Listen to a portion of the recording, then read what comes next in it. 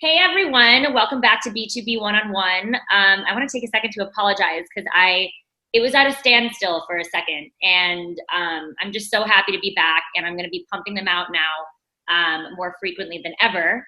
And yeah, I'm excited to start with you, Dean. I love your handle, DLCAnxiety.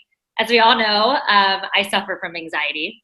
We've talked about it because I've gone on your live, Mhm. and panic attacks and all that BS that tends to happen to us people. But yeah, I love your account, and it's like I know it's helped me through these really crazy times with the pandemic and everything going on in the world, especially well, everywhere in the world. There's things going on everywhere right now, but here in America as well, just everything that's going on, it's really helped me. So one, thank you.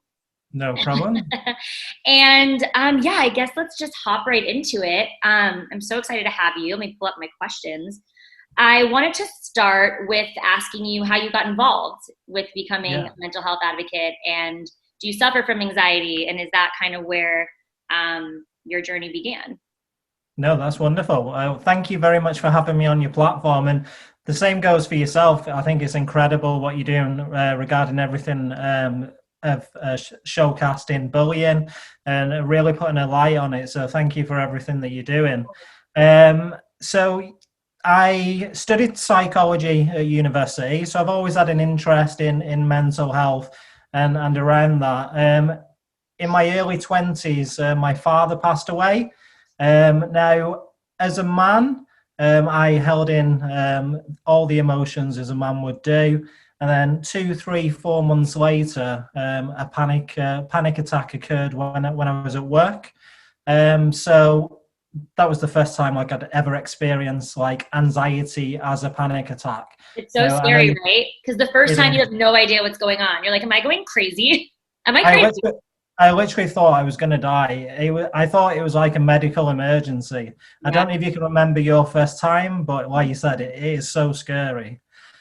So yeah, I had my first one in the office, and then I kept going to work, and then I would keep getting anxiety like the same time of day.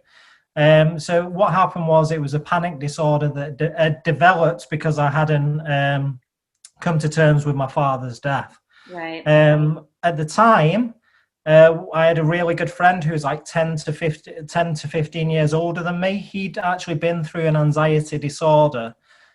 So when I was telling him everything that I was experiencing, everything that was new to me, he'd already been through it, and he was actually giving me advice that worked for him. Right. And that was incredible because I remember going to the doctors for the first time, and they gave me a book, and it was how to deal with a panic attack. That was like my very Last first thing time. I want to do is read a book right now. I need to Yeah, talk to somebody. it was the first consultation I had, and I left there, like you say, probably annoyed because I just didn't feel like I'd actually got what I wanted out of the consultation. So I had my friend as an emotional support, and he really he it was like he'd actually walked in my shoes. So everything that he would say to me would relate, and everything that I would try, some of it would work, some wouldn't. And he really helped me get through that difficult time of my life. Right. So fast forward maybe a year later, I'm not dealing with as many panic attacks. I might be having them occasionally. And I remember I was sat on his couch, on his sofa, and I said to him, I really want to give this experience that you gave to me. If there's any way that I could bottle it up and just share it with one other person that Hmm. might be going through it. Because as you know, when you first deal with anxiety and panic for the first time, you think that you're the only person that's going through That's that. the worst part.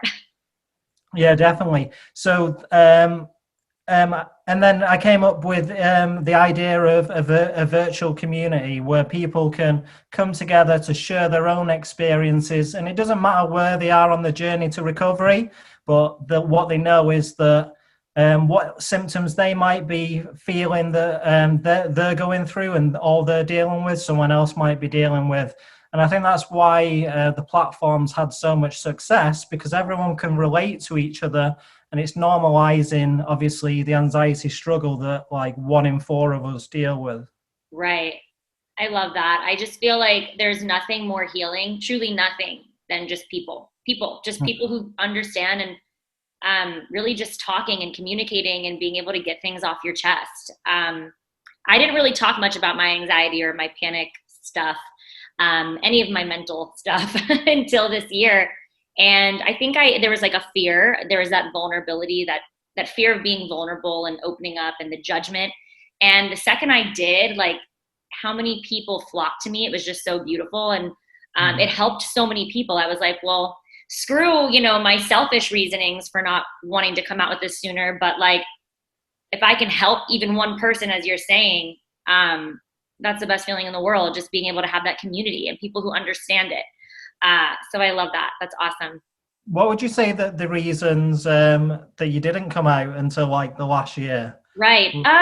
Honestly, just fear, silly, stupid fear. And I think that the fear stemmed from judgment, especially if you're somebody who's been known, more so on your platform for, being an actress. And obviously I've always been an advocate towards, anti-bullying and fighting inequality and intolerance, but I never come out with my personal struggles. I would talk about them minimally during our school programming, because I do think it's important to start off that way, because it creates a safe space and makes people, makes the kids realize that it's okay to have certain feelings or to be going through whatever it is that they may be going through.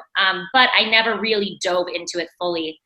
And yeah, I just think I was probably scared of being judged, or feeling different or crazy or whatever it is that you feel when you deal with anxiety.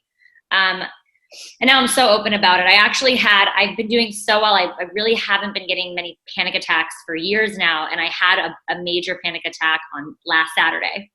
And because I've been through it before, and I have my own different forms of a support system, whether it be going to pages like yours, and you also have so many people, or you also mentioned other anxiety platforms on your page that I then was kind of clicking on and going through.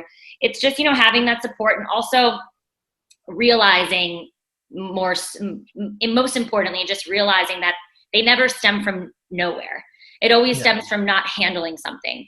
And I put a lot on my plate. I'm that type of person that just like, I'm a perfectionist. I'm a bit of a control freak. I'm really trying to not be so much of a control freak, but I just want everything to always be perfect, and I want to be able to get a million things done at once, and I don't always give myself the time to like decompress or breathe.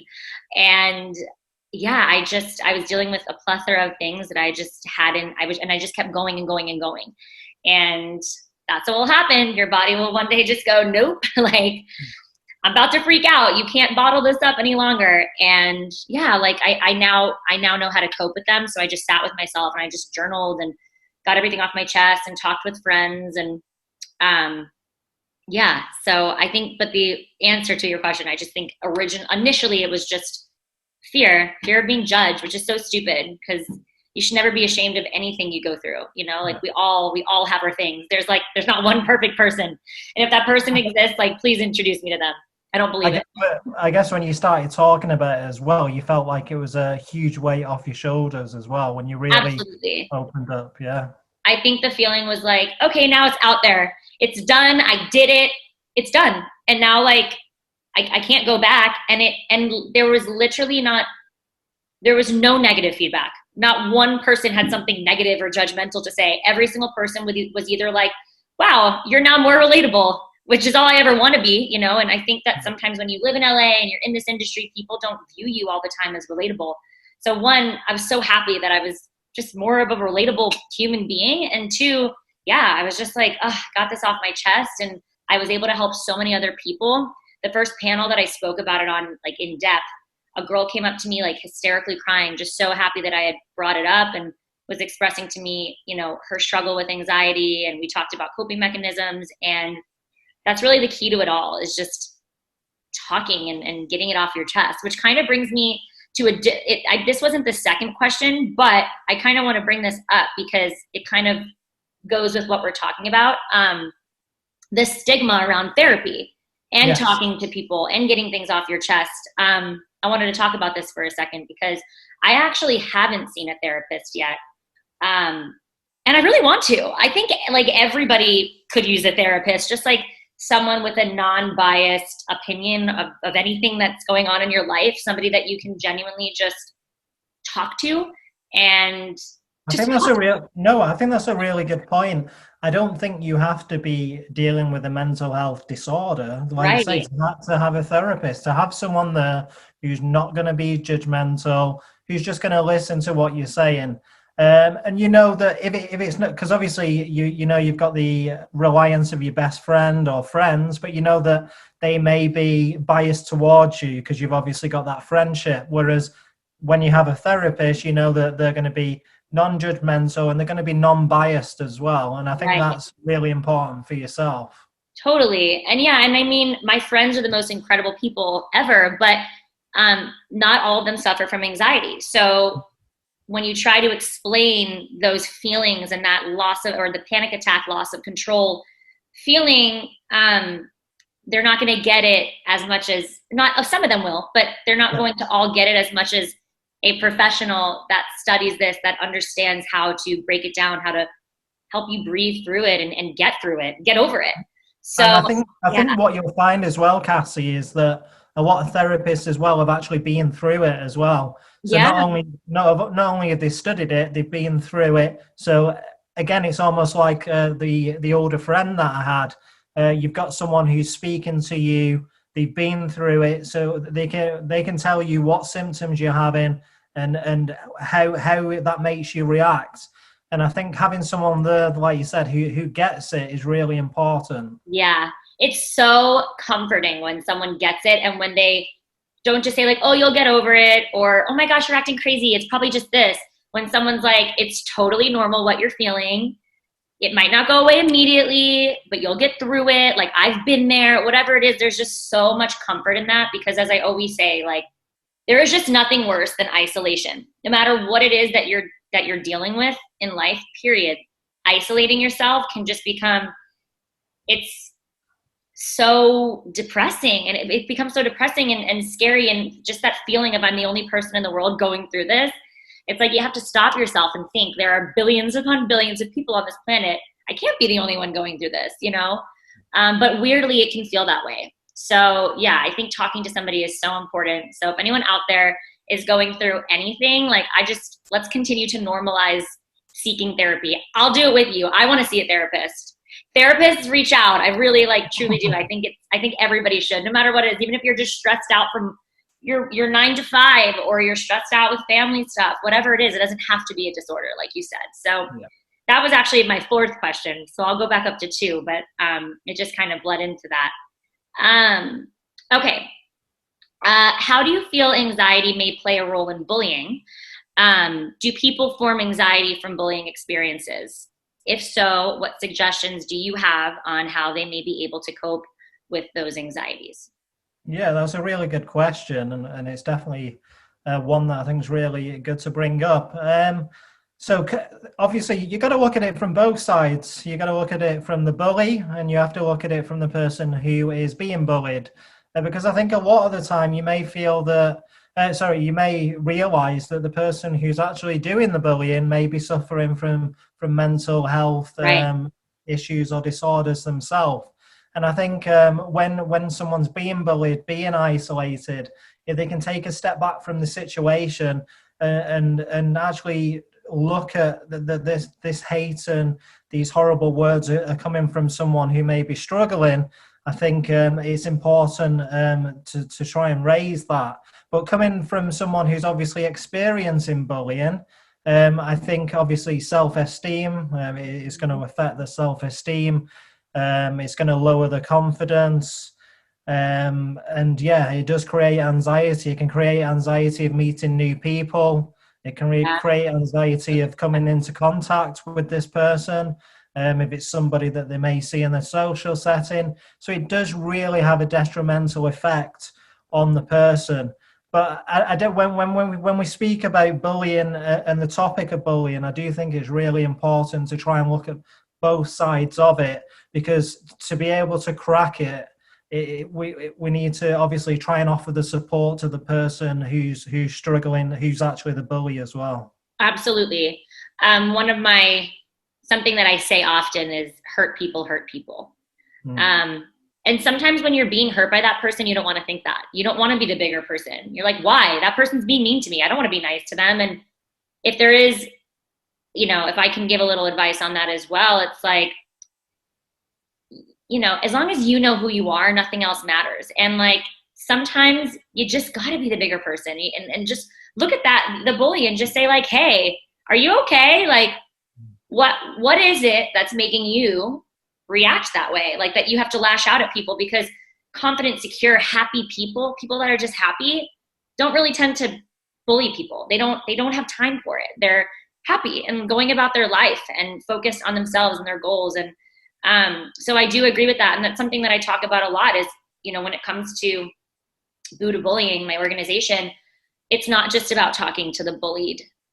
It is very much so, but it's also about talking to the bullies, because sometimes they have the saddest stories, or they are kind of reenacting what they're seeing at home. Some of these kids, maybe they have they live in a volatile household, or they're maybe, if it's a guy or a girl, maybe they're just reacting off how their mother or father is treating their loved one, their partner, and carrying it into this, the school grounds. So it really is looking at not only the people who are being bullied and of course offering them support, but the bullies as well. And I just have always seen that this is a crossover, mental health and bullying. We've seen time and time again, so horribly, kids and teens and adults taking their lives from cyberbullying or just bullying. And, it's just so easy to be kind. I don't get it. And if you're going through something, talk to somebody before you lash out and hurt somebody. Yeah, I was just going to say, Cassie, I think it's really important, like you said, to reach out to someone, because we're even on social media now, that it's not just, like you say, it's not just myself who has these platforms. There's a whole new wave of mental health platforms that are trying to normalize and destigmatize anxiety and mental health disorders. So someone should never, ever, ever, ever now feel that they're going through something alone. And that's even if they're being dismissed by the parents, even if they're being dismissed by the friends. There's so many platforms and people. Yeah, there are so many people that they can reach out to now. And I think that's going to be really important. And it's really good seeing it from an outside point of view as well, seeing this mental health new wave coming, because I think it's needed. Totally. And that's why it's so important to talk about things, because there have been so many times where I was dealing with, my anxiety, and maybe I wasn't vocalizing it. And we put on a brave face, we put on a smile on our face, as we're kind of taught to do in society, which I think is so silly. Like feel whatever you got to feel. It's just, we all feel. And not that people should bully you, period, but if people don't know that, that you're going through something, they might come at you kind of harsh, and it might trigger something in you that wouldn't normally trigger you, because you're dealing with depression or anxiety, and words hurt. They hurt. Sometimes I feel like they hurt more than, I don't know. I think words are the worst, they stick with you, and it's just so important to remember that, and to always reach out to people. And I think we have like this fear, like I said, of feeling, or of like saying hi to not like kids don't go talking to strangers, but like go walking up to somebody in school, or, on the playground that looks sad, or whatever it may be. In college, if you're taking a class and someone's from out of town, they don't know anybody, like it's the coolest thing in the world to just say, even if it's just like, hey, hope you're well, or are you having a good day? Are you okay? I like your shirt. The smallest things can really go such a long way. And it's just about opening up the line of communication and supporting one another. I don't have a degree. I wish I did. Maybe I will get that one day in psychology, but I respect people with degrees so much. And that's why I love to bring as many people. And I want to start bringing as many people onto this platform that are doctors and authors, and not just the incredible actors and influencers that I've had the pleasure and the honor of speaking to, but people like yourself who have not only been through it, but studied it. And like, I love normalizing it. And I think it's, like you said, just so important to continue to have these conversations. And I love how much, I feel like if there's one thing during this time period that I've seen on social media that I've really loved, it's just been this unity in normalizing so many different stigmas in mental health. And I've been a part of multiple campaigns. One was check in with you, how are you really doing at this time? And another one was a virtual festival that Jay Shetty and Lucy Hale were hosting. And it was another mental health festival, just kind of normalizing it all and checking in with each other. So if there's one thing that's happened during this pandemic, I do feel like people are coming out with their stories and being more transparent, and I love it. I can definitely second that. Just going back to your organization quickly, Cassie, Yeah. Would you say that you have you've seen progress from the bully side as well? So obviously you've seen a lot of people who come share their stories being bullied, but from the other side, have you seen progress of people who did bully and now they don't? Yeah, I have. I've actually seen it like firsthand in person in our school assemblies. We have had students come up, and it's like makes me emotional because it's the sweetest thing and just so brave, and apologize to people, to a person, whether it's the class. I've seen, somebody single out one person and apologize to them. And like, I just think that's so brave and so important. And look, I'm not here to like praise bullying or obviously to praise any bully, but I think that there is such a thing as forgiveness.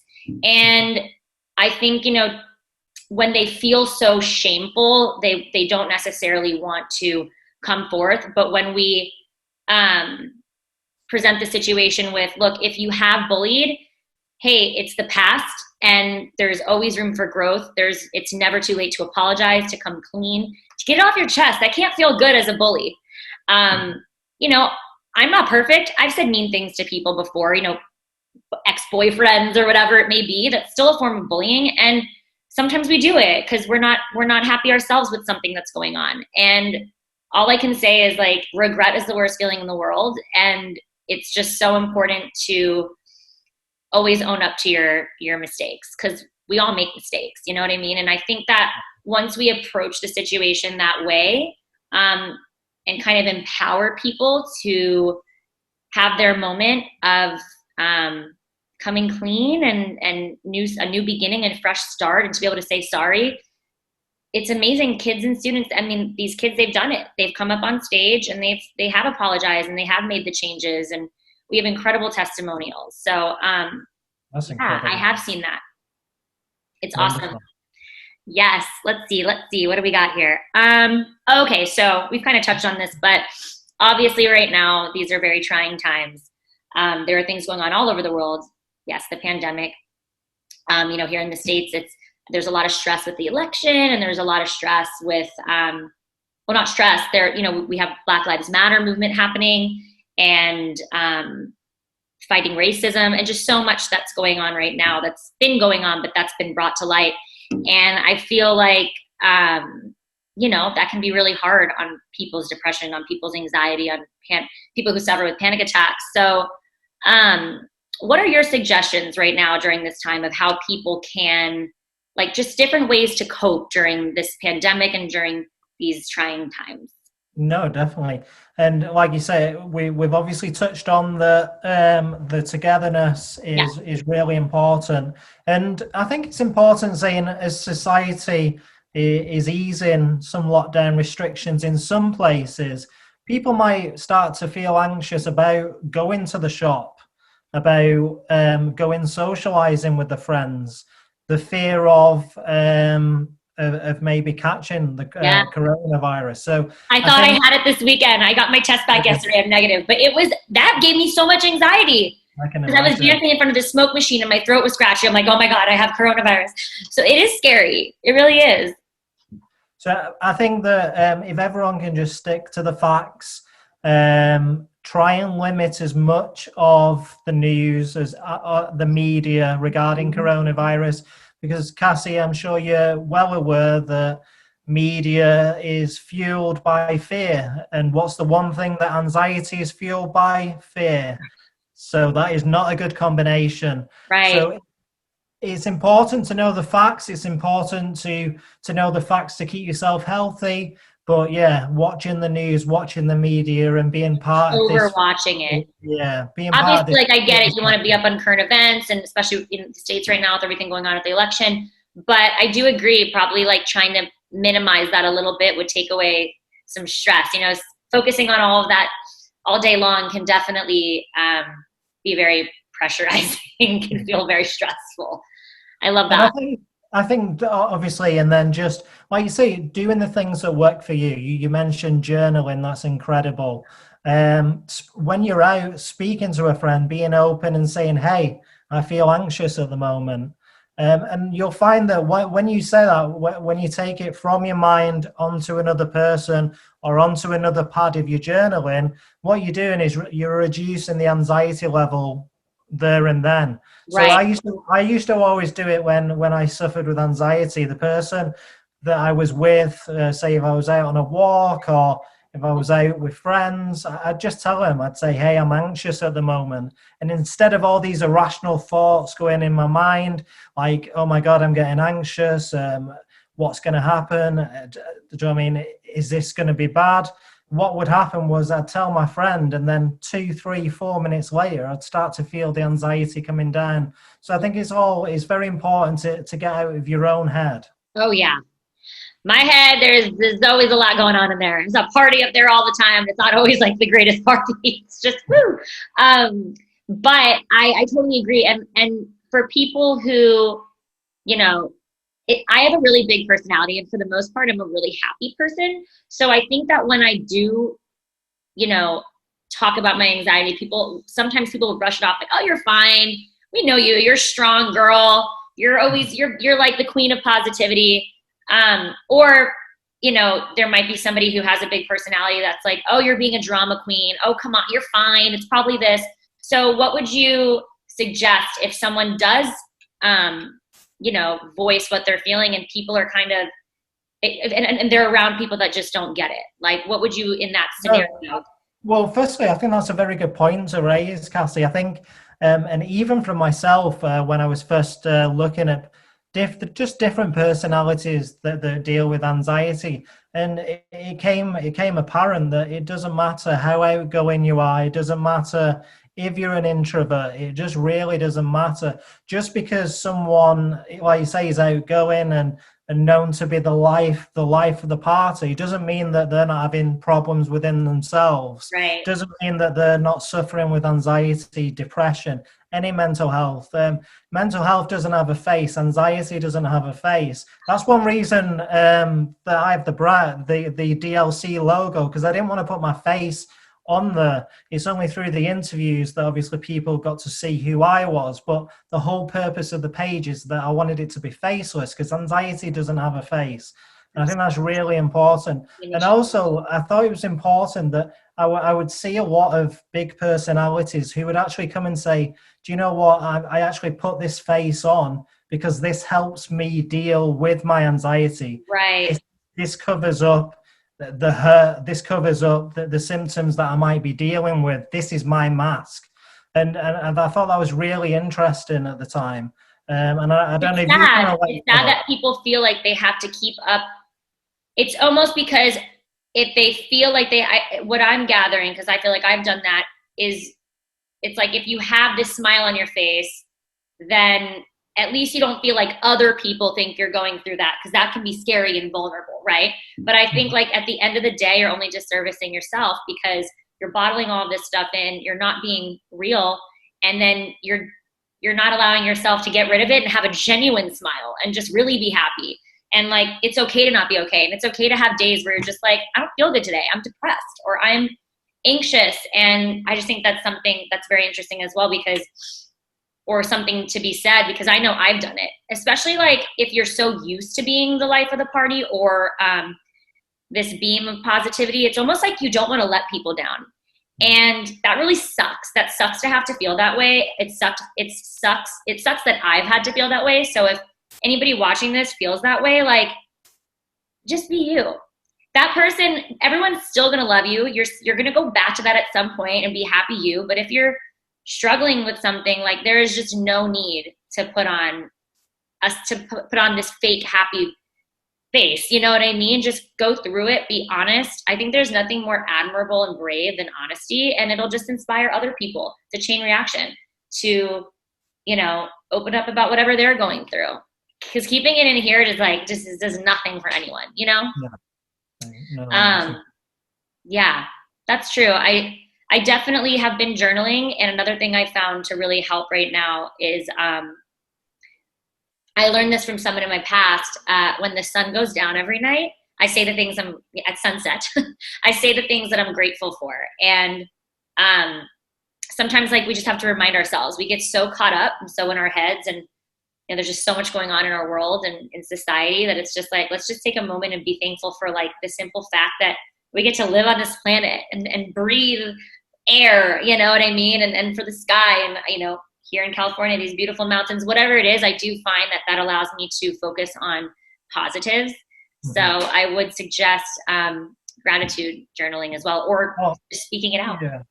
Also, as well, I think anxiety stems from your inner critic. So the little voice that everyone's got in their head, that's always bringing you down. That's always telling you that you're not good enough. And I think and you can, it's scientifically proven that you can rewire the thoughts within your mind. You can rewire this inner critic and speak to yourself how you would speak to your best friend. That's really important.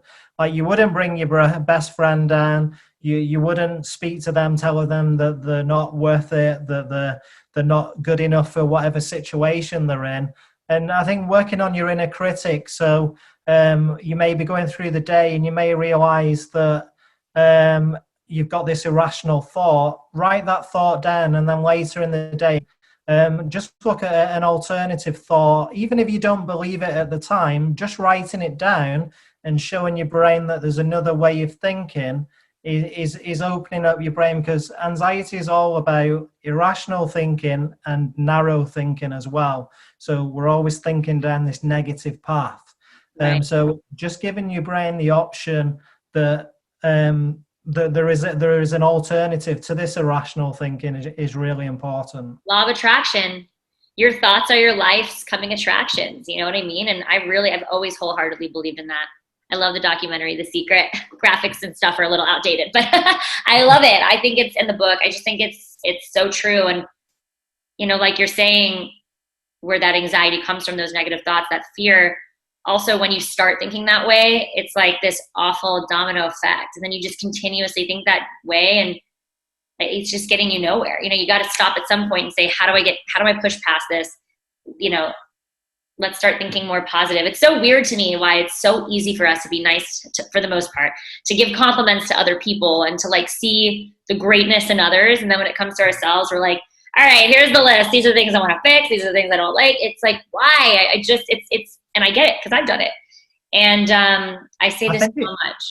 I think it stems from we've always been built to survive. So we've always had this inbuilt thing that was here to protect us. So we're always scanning the situation, seeing what we can do better, and always questioning things. Obviously, as humans, we question things all the time. Oh, yeah. And one of the questions I actually get asked on the platform is, how do I stop these irrational thoughts? Mm-hmm. Now, it's not about stopping the thoughts. Anxiety is about the way that you react to a thought. So I myself and you could have the exact same thought. I could react negatively to that thought, and what would happen is I would get physical symptoms of anxiety, I'd get emotional symptoms of anxiety. You could react positively towards that thought, and what would happen with you is nothing. Your mood could stay the same, your mood could actually increase. So it's not about actually changing the thoughts, because thoughts happen millions of times during the day. Thoughts are not facts as well, which is a really important thing to say. So it's about, like I say, taking a step back and almost being like, do you know that I don't know if you use the same term in America, but like the bouncer, the doorman on the front of the club. Be your own doorman, be your own bouncer to your own thoughts. So when you see these, yeah, when you see these thoughts come in, just say, yeah, I accept you, coming in, or no, I need to replace you, and then you can come in. So I think that's a really good analogy to use. Yeah. And you know what? Also, just thinking right now, like having those boundaries with negative people. You don't have to say yes to every plan. You don't have to hang out with every person. You don't have to be friends with every person. If someone makes you feel like shit, goodbye. Like, you know what I mean? Like, sorry to curse, but I mean, for being real, like I think that I've allowed myself to be, I always wanted to be a people pleaser. I'm very like, I'm an inclusive person. So I don't want, I worry so much about others' feelings before my own, or at least I used to do that more. I'm getting better. And it's like, no, it's really having those boundaries, because when you surround yourself with certain people that are just energy suckers, you're not going to be able to, it's going to take the energy out of you and you're not going to be a happy person, but like, then you're going to project that onto other people. I feel like I've used this word a million times, but it will become a domino effect. And then like, there might even be someone around you that like, if you're in a good, happy, positive mood, maybe they'll open up to you about something, or maybe you have the opportunity to help someone else, but because you're on this person, who probably needs to seek help or whatever it may be, which is okay. Like it really can, in my experience, it's given me anxiety, just not having boundaries and not knowing when to say, I do not like that person, I need to stop hanging out with them. Or I don't like the way I feel around this crew. Or I don't like the way just certain people make you feel, So yeah, it's about, I think it's totally about being that bouncer to your own thoughts, and also just being aware of, the energy that other people bring to you, and people who lift you up, and the people who just suck your energy, vampires. I feel like I had one other thing to say about all that came to my mind. You were saying the thoughts, we talked about that. Oh, and I've never talked about this, but I was just thinking about it. You said something about like how we're always, we have lots of questions as humans, and we're always like thinking and thoughts. And like, the truth is, like you were saying, it's about how you react to your thoughts, or maybe like questions or whatever it may be in your head. I feel like sometimes it's just making peace with the fact that we'll never have all the answers. My acting coach was just saying this in class. And for me, I used to suffer because it's like existentialism freaked me out. I'm like, where am I? What's life? What's the planet? Like, how are we here? And I wanted the answer, and the truth is, we're not going to get that answer. I don't think anyone has that answer, but it's about just living in the moment, letting go of that, because like there are certain things that you're just never going to have an answer to. So if any of you out there are super deep thinkers like I am, my brain is like very vast. I found peace in just like laughing at myself and being like, you're never going to get that answer. Like, let's take your mind off it. Just go do something that's going to make you happy. Order a pizza. Go watch your favorite show. Because we're not going to always have the answer to everything. And we don't have the answer to the future, period, even if it's not something as big as that. But if it's, something with you in a relationship that's like, oh my God, what's going to happen with my relationship, or with school? Like, all you can do is be the best version of you, and can't tell the future. And you just got to be present and live in the moment. I think that like being present can really help with anxiety and depression. Because I know people will say, anxiety is very much like that fear of what's going to happen future. Mm-hmm. And depression is sitting in the past and letting kind of dwelling on things.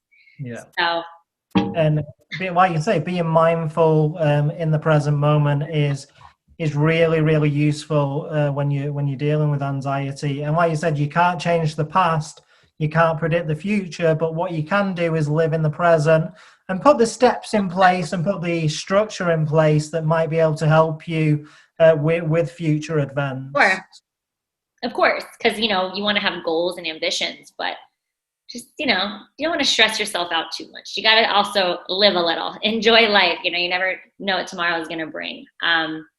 Yeah, that's a really good point. I keep having all of these things coming up in my head. Like, even meditation is a great coping mechanism. And I used to think, because I have anxiety and a very active brain, which I've learned to embrace. And the bouncer is saying to like me talking down about myself, like, this is a good thing. Like, it's good that you have all these thoughts all the time. But I used to think I couldn't meditate. I was like, nope, can't do it. I'm a freak and I'm broken. Like, that's how I would view it. And I found that it was so helpful when I went to this meditation workshop with all these incredible and very inspiring women. And I was just honest about it. They were all going around talking about their experiences they had when this woman did the first sound bath. And they came to me and I was like, that sucked. Like, I did not like that. That was awful. My brain was just going. And I felt like this isolation in knowing that everybody else is probably having this amazing experience. And I'm over here just like thinking and thinking. And somebody said, like, it's not about stopping, like not thinking. Like, your brain is we all have thoughts. Somebody was like, I always go through my Trader Joe's list. But what they were saying is it's teaching your brain and it's rewiring your brain when thoughts come up, like, okay, let's get back to breathing. Even if it's a second later you're thinking of something, like, listen to it. It's okay. And it's just, I always thought meditation meant like completely turning off. And I'm like, how do you think of nothing? And it's just about like being, breathing and seeing what comes up for you. Maybe you start laughing. Maybe you cry. Maybe you're frustrated, but it's just about honoring all that's going on, because we've all got things going on at all times, and being able to just come back to like breath and trying to be calm. So that's one other thing I wanted to say, because I think it's a great coping mechanism, but I know people are scared of it. Yeah, what I would add to that, Cassie, is that I always say, imagine that you're looking at the sky. You've always got the blue sky. The sun's always there. Well, it's not always there in the UK, but it's always there in California. But here in Los Angeles, pretty much all the time. What you'll see is the clouds. They're always passing, but you don't need to focus on them clouds. Treat them clouds as though they're thoughts. So the thoughts are always passing through your mind. But then, like you say, bring the attention back to the blue sky beyond it. Bring the attention back to the sun, and just let the clouds go by. Just let the thoughts, like you say, be within you. And it's all about, again, having that reaction to the thoughts. If you're not going to react to it, it's not going to cause the anxiety domino effect, as you put it. Right. Yeah. I'm telling you, if I can control my anxiety, my panic attacks, which have been insane, my thoughts, anybody can. And like, I find myself so proud when I'm like back to myself. Like, it's okay to go through your things. Like, I really feel like anything that I have gone through, within, my anxiety and whatnot, like when I overcome it, like there truly is this, it's like a proud feeling, even like last weekend I had this panic attack, and Monday morning I did not want to go to acting class. I was like, there's just no way. I'm just so in my head. How am I going to do a scene? One. And two, like, I'm just so anxious. And I was like, nope, you're going. My bouncer was like, you're going to think positive thoughts and you're going to go. You're not going to think those thoughts. We're going to kick them out. And it was just such a good feeling. Like, I did the class. My scene was great because I was accessing all of my stuff, because that's what acting is. It's just being truthful and living in a moment. And, I was proud. So I think that there is something to say, like, if you are struggling, know that like there always is a light at the end of the tunnel. And I just think like challenges build character, and like that's just a part of life. And when you can get over those humps, it's just such a gratifying feeling. It really is. Like, you feel proud of yourself. No, so know that there is that, and it's not always going to be this dark cloud over your head. The sun will shine again. With the acting, Cassie, would you say that like when you've been on set, have you had anxiety actually? Oh, yeah. When you're actually on set, when the cameras are rolling, have you actually had anxiety in that moment? It's interesting, actually. I've never really thought of this, how powerful the mind is. Because I have had anxiety like on sets, but people wouldn't know, and my mind won't let me like full blown have a panic attack on set. And that's how powerful your mind is. Like, sure, I can have a panic attack. Like, I was on a girls' trip, and like I just ran. I don't know. I had a panic attack last weekend. I had amazing friends that were calming me down. It went away. But when I'm on set, like, and my mind knows like I'm here to work, and this is what I love more than anything in the world. It's just like, nope, it doesn't allow it to happen. Exactly. Even if I play games myself, like, maybe you'll get a panic, maybe you'll get anxiety today. Like my head will even like mess with me. Like I've thought that before, like what if I do freak out or like whatever. And I just feel like, yeah, the mind is so powerful. And if you know, if it can kind of control itself in that scenario, it truly can control itself, I guess, anywhere, you know. And yeah, I don't know if that made any sense, but I've never spoken about that, so I don't know if that made sense. But my point is just like, I want to think of that if I, hopefully never, when I have probably my next panic attack, like if I were on a set right now, I wouldn't be allowing this to happen. I'm allowing this to happen. You know, you have the power. Your mind is so powerful.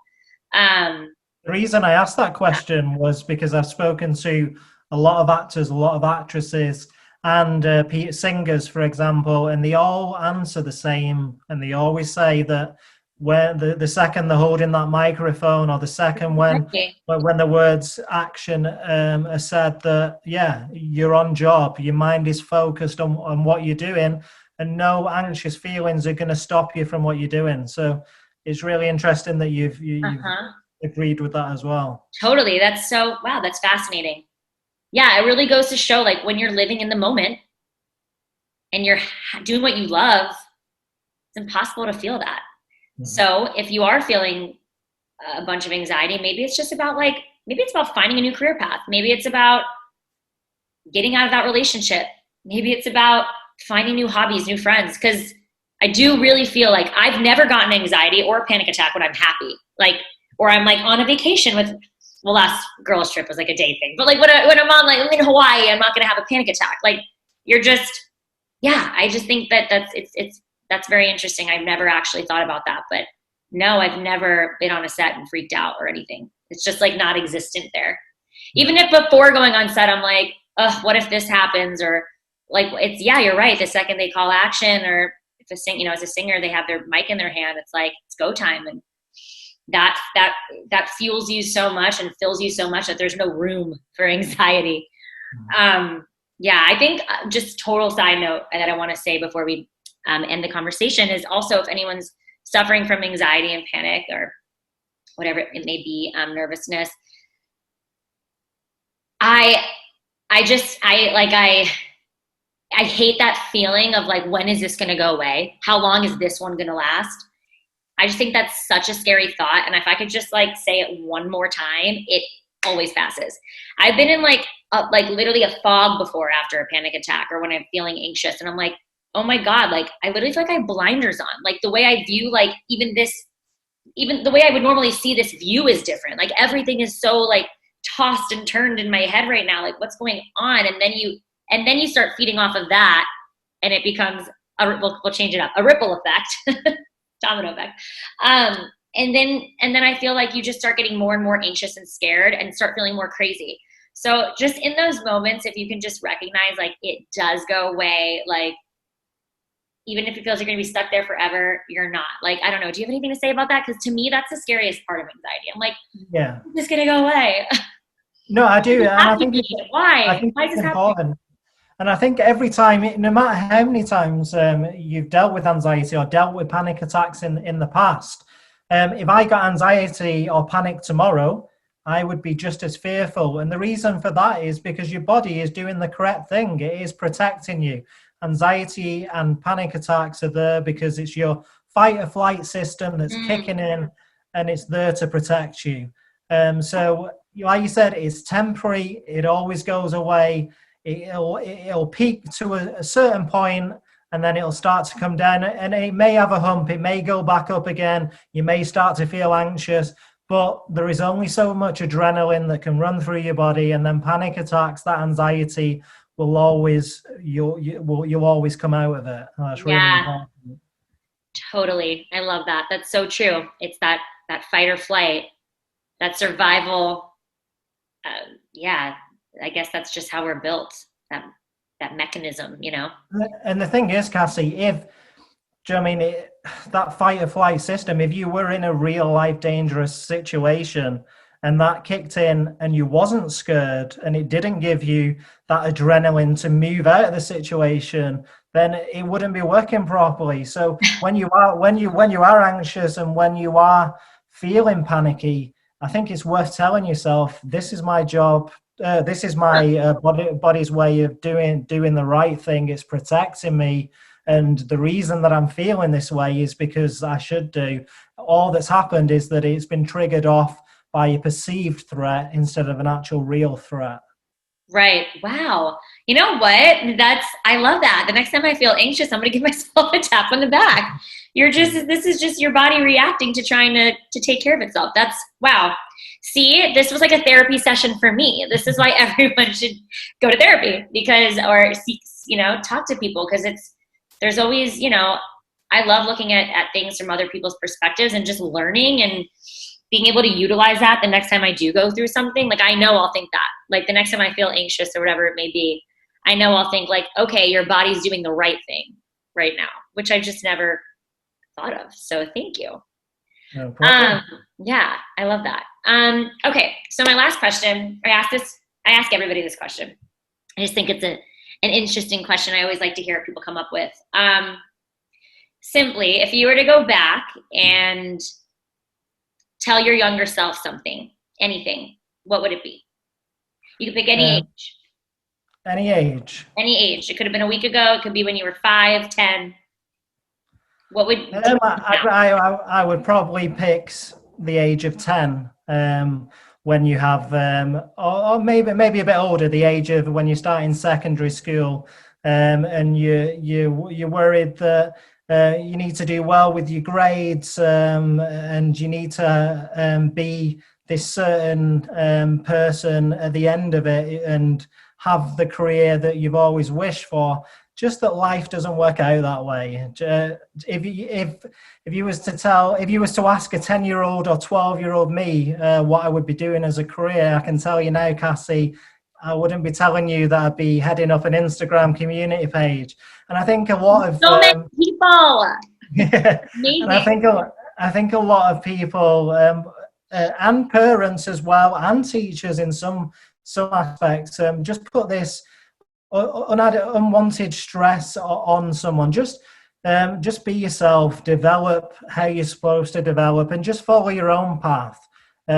Because there's not many people who at the age of 10 say that I'm going to be a doctor and then end up being a doctor. There is people that do that, but a lot of them don't. And if you don't, it doesn't matter.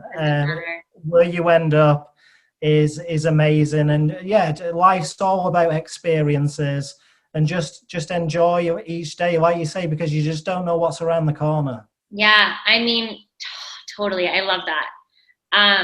I feel like it's great to have dreams and ambitions and goals as a kid, but it's so important for us to also teach our youth that dream can change 25, 30, 50 times. It doesn't matter. And it will be okay every time it changes. Like, no one's judging you if it changes. We're constantly changing. We're only human, like you don't have to stick to that one thing.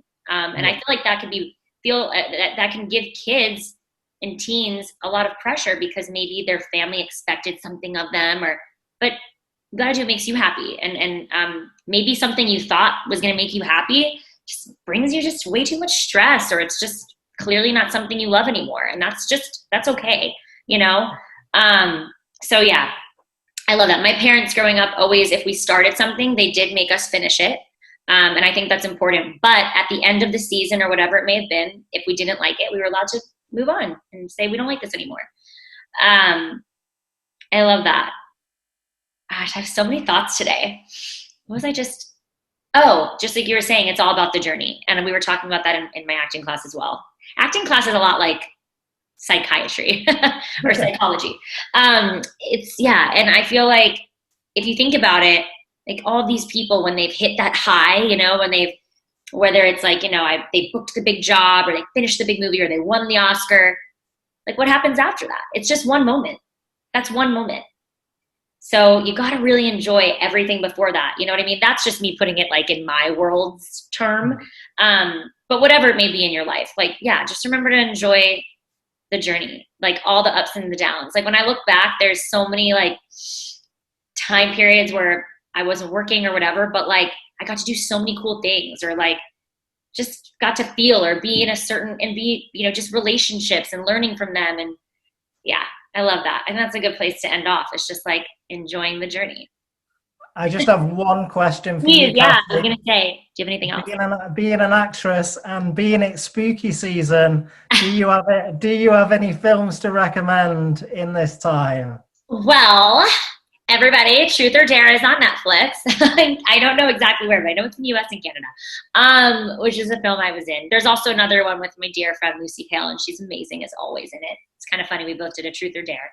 But honestly, I love the cheesy classics like Hocus Pocus and Halloween, Addams Family. Like I like those like cozy not horror, Halloween movies. I don't know. I like the cheesy fun ones. What's your favorite? Yeah, like you say, probably the cheesy ones, Halloween, Scream. Scream. I definitely have to watch Truth or Dare, especially. It is in the UK, and that's the reason that I brought it up, because I definitely will be watching it. It's a gory one, I'm not going to lie. It's so gory. I was going to ask you, obviously, these horror films are really scary, but when you're doing it and acting as a job, I guess it's so fun to shoot. Yeah. Oh my gosh, horror films are so fun to shoot. I've shot like thrillers, but I think that was my only horror film. Yeah, the rest were more thrillers. And it really is, that was probably the most challenging film I've ever done, or up there, because you have to stay at such a level of hysteria throughout all of filming, you know, like or throughout for the most of it, you know, for the most part. And on, you know, there was this one day we shot, I won't say exactly what happens, but me and another character had shot this one very long scene, and we were shooting it for 10 hours, you know, whatever it may have been. And like I said, like we're just at this level of hysteria. We're screaming, we're crying. There's blood, a lot of it. And we had the worst sore throats and migraines the next day, like bad. Like we like lost our voices because you have to stay at like just this insane place. And you have to, and like we were doing the most interesting things to stay there, because we both refused to use like the menthol stick or whatever. So we would hug each other or scream before the scene, or we were putting on depressing music, like whatever it took to like keep us there. And as an actor, like I love challenges. So like I live for this, but it is really fun, but it is really challenging, truly, truly challenging. I mean, it's kind of interesting too, to think like what you're putting your brain through, you know what I mean? Like after those scenes, I would need like you kind of trick your body and brain into thinking like you're really going through this. So I would need like a good meal, a lot of sleep. Like it's exhausting. But it was so much fun. I love that cast so much. It was a really good time. That's wonderful. Yeah. Well, thank you so much for coming on, and just having so many incredible things to say, so many great tricks and tips and advice, and kind of just breaking it down with, you know, from someone who has a degree. I love that. I love the way that you broke everything down for me. I just love to talk to people and talk about my experiences, but I really love to sit down with people who do this more for a living, you know, on the psychology side. So thank you so much. No, and thank you, Cassie, again for everything you do on the bullying side. I think it's going to, hopefully you said you're going to be doing more of these interviews, because I've watched a few of them in the past. They're really insightful, and everyone go and view Cassie's amazing work. Oh, thank you so much. I appreciate it. Well, we'll talk soon, because we're Insta buddies. What time is it over by you, by the way? Let me have a look. It is 20 to 12 at night. So sorry. When I was planning this, I didn't think of that. We'll get some rest. It's like 3:30 in the afternoon. Here is sunny. I'm not thinking, but yeah, thank you so much for hopping on so late. I would have done earlier, but I had that class all morning, so I appreciate it. No problem whatsoever. Thank you very much for your time, and thank you for inviting me on, Cassie. Really appreciate it. It was my pleasure. Take care. I'll talk to you soon. Take care. Bye. Later, Dean.